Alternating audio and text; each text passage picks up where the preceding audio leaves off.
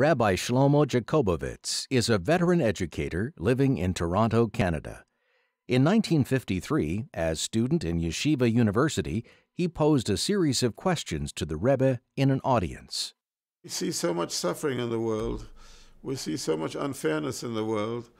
And yet in the Chumash it says, "Vayaras kol asher osa v'hinei tov ma'od."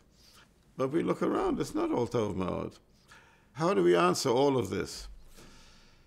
And he at that point quoted the posuk, "Hatzur tomim polo ki chol rachov mishpat." He says, which means, or which tells us, by the way, that posuk is cited at a levaya, and it has the same meaning that the Rebbe gave it at a levaya. We come on this world, we see bits and pieces of it. When a building company is putting up a building,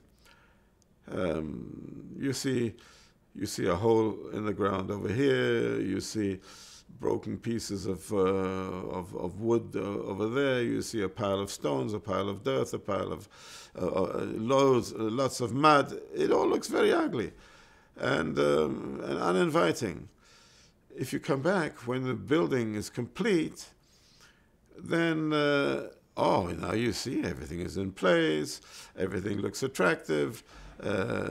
Everything has its logical place where it is, and he says that's what the posuk is saying. We cannot see the total picture. We are very limited. We are limited in space in terms of what we see. We're limited in time. We're limited in depth. We only see little bits and pieces of what the Borei Olam has produced, and therefore that we're in no position to judge. And Hatzur Tomim Polo, when the work is complete, Ki Chol Dorchav Mishpat, then we will see that everything fits in, and what the components that we saw before give a totally wrong impression. I asked him about Mashiach's Zeiten. I said, can we visualize that we should change our mode of avodas Hashem from tefillah to karbonos? We realize the posuk U'neshalma farim sefaseno, that now the sefaseno is the way of tefillah, but it's not. But we expect that in Mashiach's time, v'sham nase lefanecha chovasena tamidim kesidram u'masofim ke'elchosam. Can we imagine that? I mean, today's society is not going to accept that. There's so many things that are impossible. We pray for Mashiach, and yet, if we come down to the details, they seem to be impossible.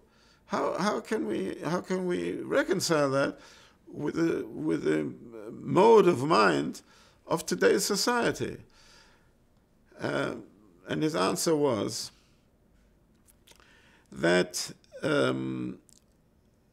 we know that Mashiach will do certain things in the physical world, such as through him, Yidden will return to Eretz Yisrael, Beis HaMikdash will be rebuilt, and we are aware that it will be a different physical world. What we are not so well aware of, but he says, this is what I'm telling you, that people's mode of thought will be totally different.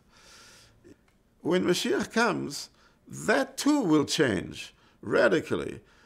To think that we know exactly what will happen, the Rebbe said, no, we do not know what will happen, and we don't even know how the mind will work, and it will be completely different from the way the mind works now.